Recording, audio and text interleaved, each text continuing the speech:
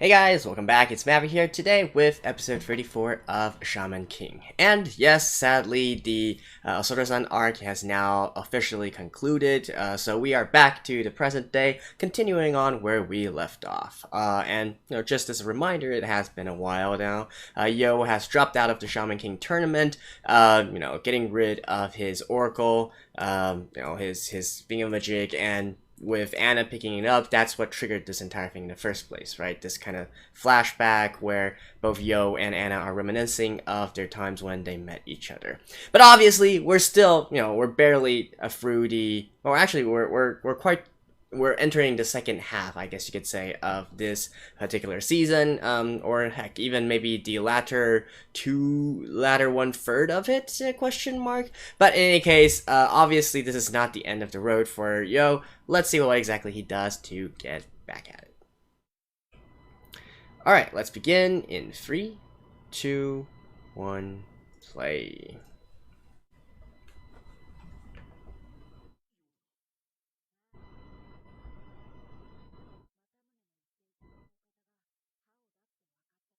Oh, there we go.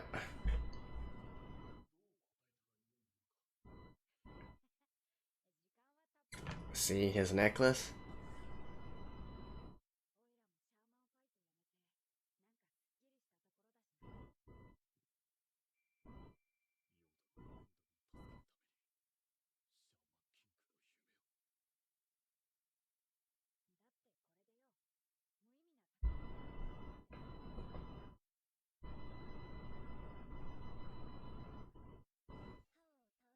Hey.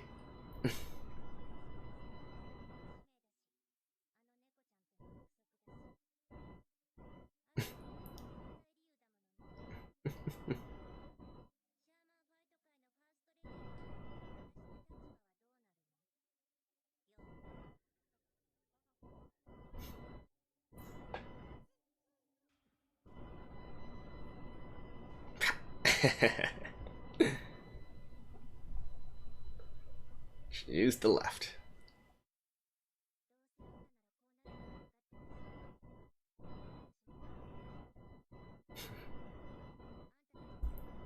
That's just like Anna to just say that just so easily, right? That's the nature of their relationship.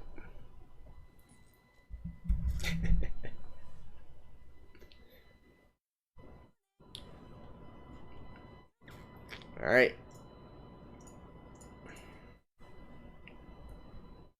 Hey, it was Anna, right? So can't really say much else about the entire thing. I mean, in regards to Yo towards Anna, I mean.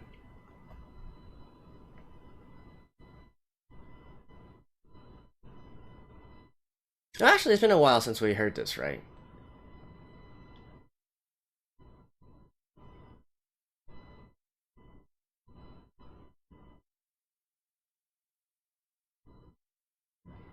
I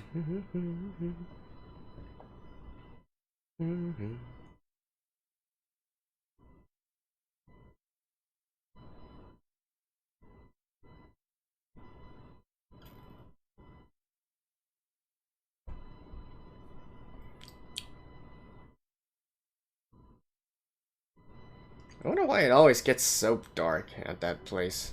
It's really hard to see.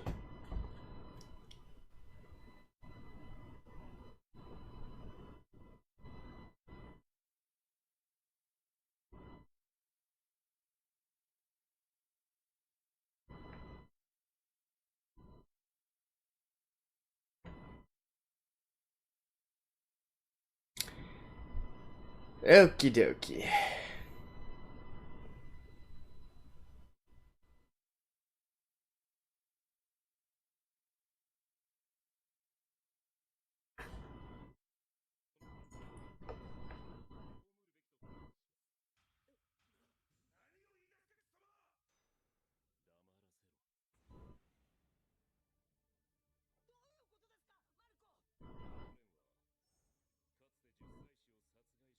Oracle Bell. Alright, alright.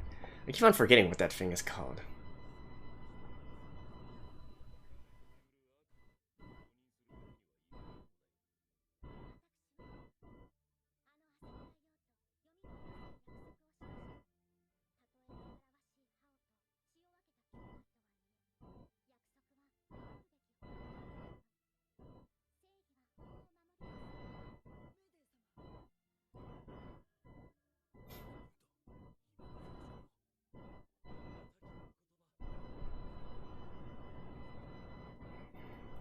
That was a mendokusai kind of look. So annoying.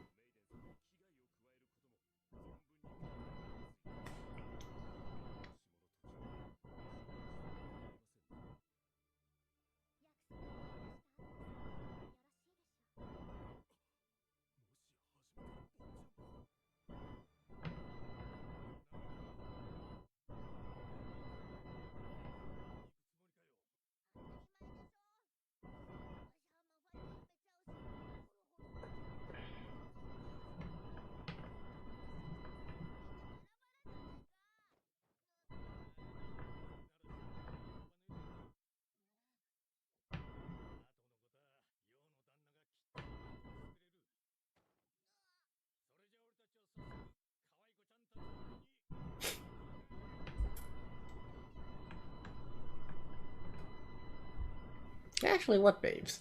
I don't quite remember.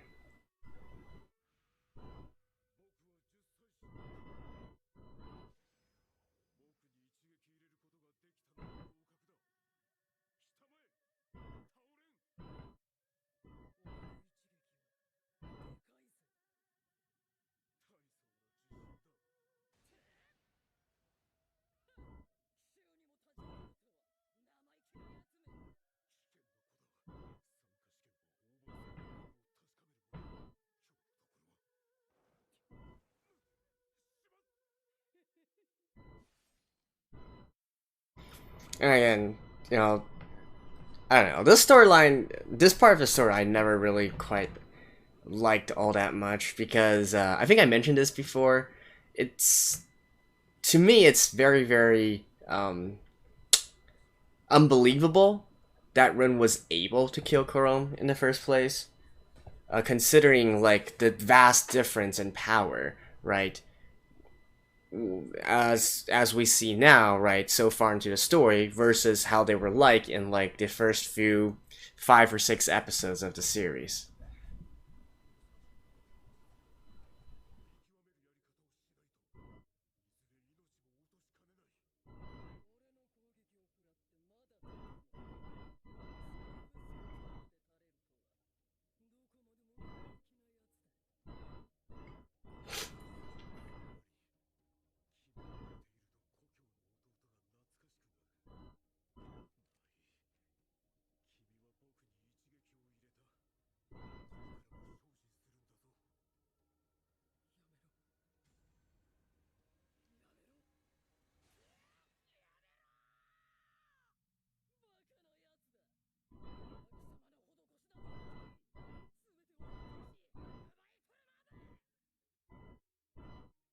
Like, look, I get it. He didn't form his oversoul and whatnot, but like, come on, they died that easily. Are you literally telling me that these shamans they can also just die directly from, I don't know, from like a car accident or something like that?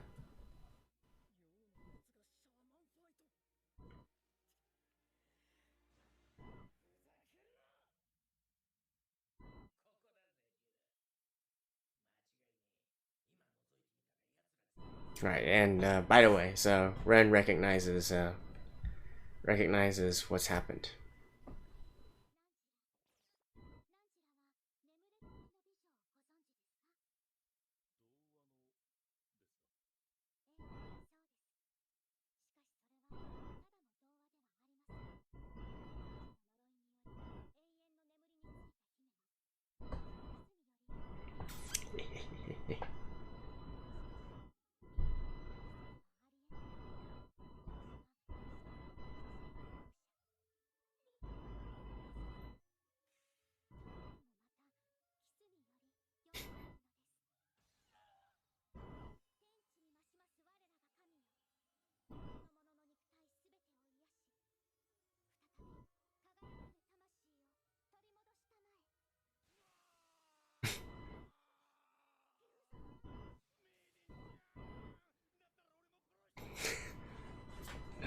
And Marco's like, just say the word.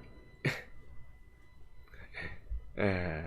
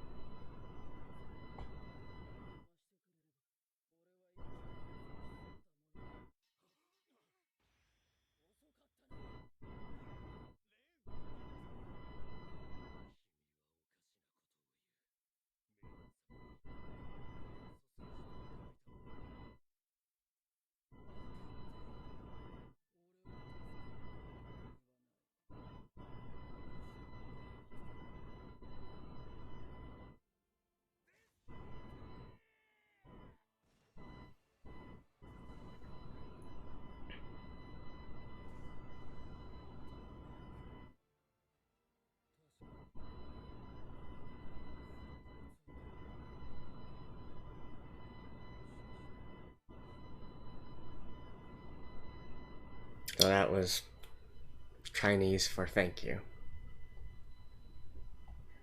Good of the translator to add the translator notes though.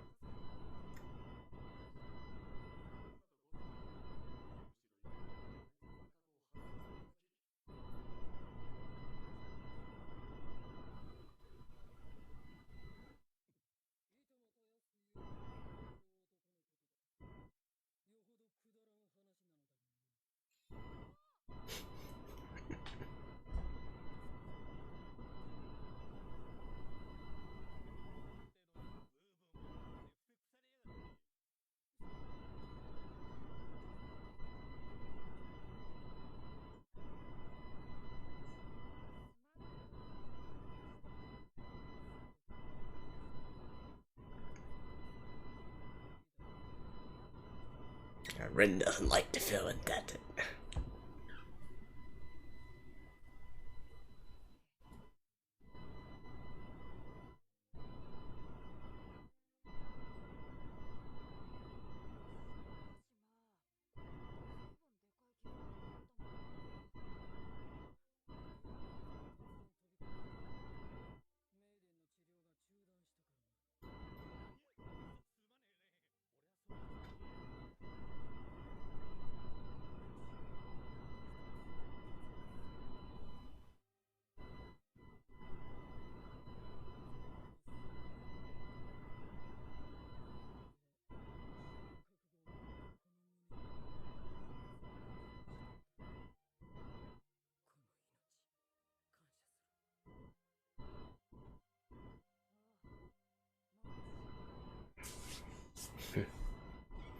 So what is going to happen?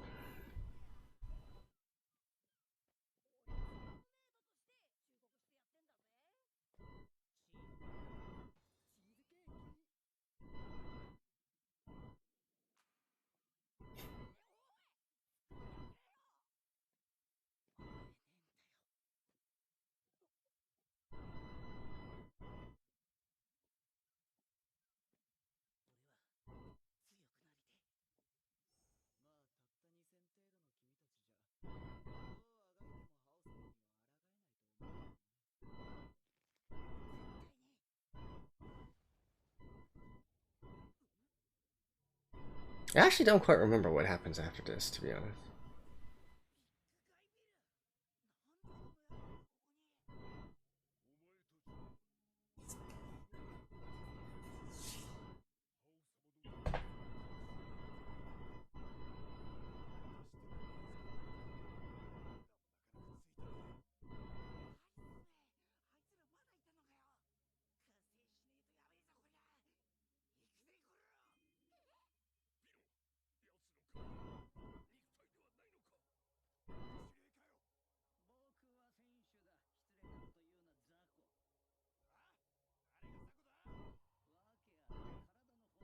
Technically it's true.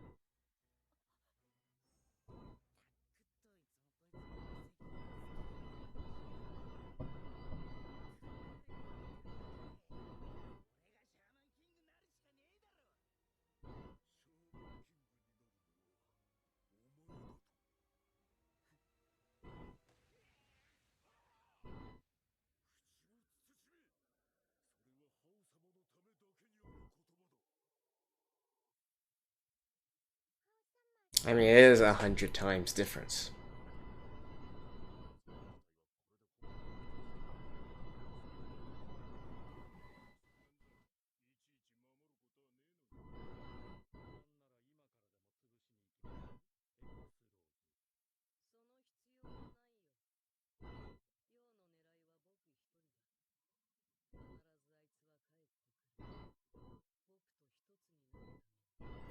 Become one with me.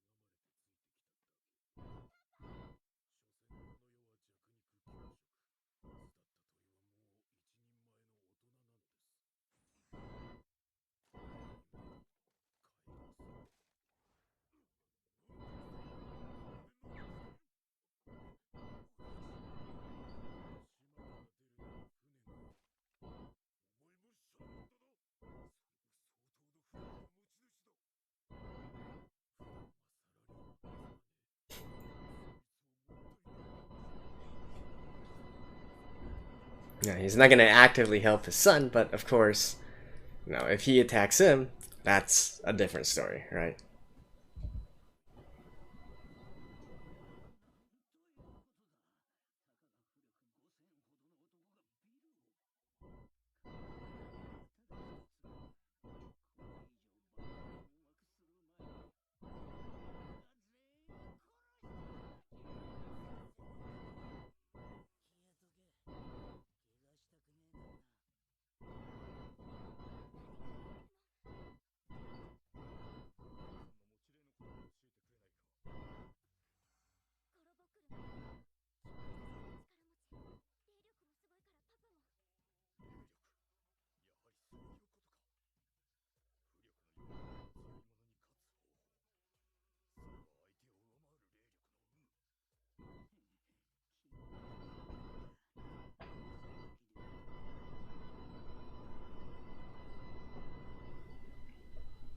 He's a Lego man.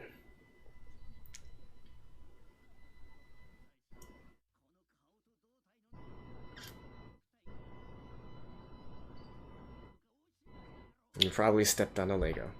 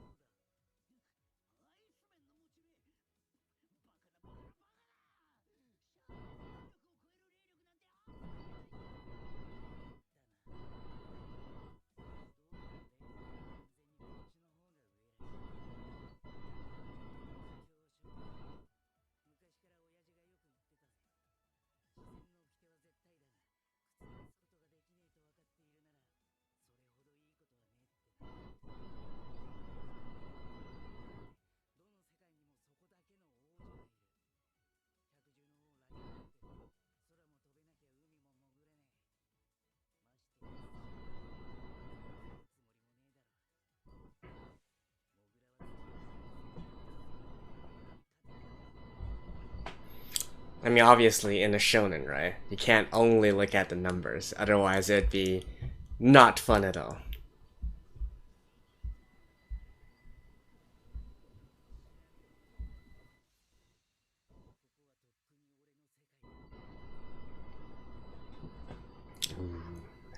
That was a nice line, eh?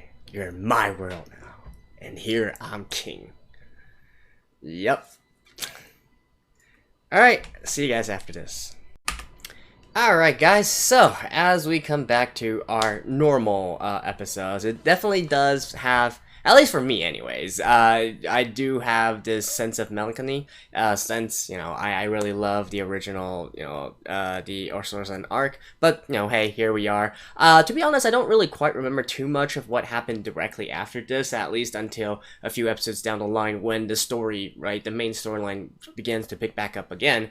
So, at the very least, right now, we are in that sort of time period where the various other, you know, the various other members, right, the various other characters around our main protagonist, around Yo, they need to respectively level up themselves as well. Otherwise, this is really not a fair fight here, right? Considering that, you know, Ren, he just got a power up. He was killed, revived. He got a power up. Yo, we already know that his power level was quite higher than all the others in the first place, right? So that leaves the rest of them to find a way to power up themselves as well, to at least get on a more equal footing here, right? Like, certainly what we're seeing here is that maybe numbers don't mean anything, but still, you can't have the discrepancy be too big, right? So yeah, if I recall correctly, this is about, since we are in Horror's story right now, where he gets an eventual power-up and whatnot, I do presume this is around the same time when we see it for all the other characters as well. So that's something to be expected in the next few episodes, if not immediately, then at least in the near future here, right? And the rest, well, you know, we got the entire story with Ren and whatnot. I mean, we pretty much knew what was going to happen here. No, so the question still remains, right? Will Yo return or not, or is he just gonna go off and do something else? Maybe go directly fight against Hao or something of that sort. What exactly is he going to do, right? Because certainly, you know, Anna's forgiven him, right? Anna will always forgive him just because of their love and their bond and whatnot, right? I'm not gonna get into all that lovey-dovey stuff, but you know, that is how their relationship is, right? Even, you know, no matter how harsh Anna may seem, you know, down in her heart, she still 100% trusts Yo, and is willing to do anything for him as well. That's the nature of the relationship, and that's what I find so intriguing about the relationship as well, right? To have that deep of a bond and that deep of a relationship, even though, you know, on the surface layer, you know, it's a hell of a bumpy ride, right? So yeah, and I guess the only other thing that I can say for this episode is, once again, Marco, right? So I think I mentioned this already before in the past X-Laws, in the past episodes where the X-Laws appeared, that Marco was not, right, completely, completely that paragon of virtue and justice as we might seem, right? The maiden certainly is still impenetrable for now, right? She seems to really be a maiden, really trying to do the best, be fair, and be just, and so on and so forth. But Marco, you can definitely see some cracks in his armor here, some faces he shouldn't be making, some suggestions he shouldn't be making, and all that. Obviously, that will accumulate into a later conflict as well, but you know, at this point it's a little bit too early to say anything. So yeah, not too much to discuss here. The only other discussion point, I guess, discussion point would be Rin killing Chrome, and you know, I get it, right? It was a sneak attack, it was a surprise attack. Chrome probably wasn't expecting it, yada yada yada, but still, knowing that these are the officials, and especially knowing later on just how powerful these patch officials actually are, versus, you know, when we go to the beginning of this, and when Ren's his power level was maybe literally, like, I don't know, in 100, 200, something of that sort,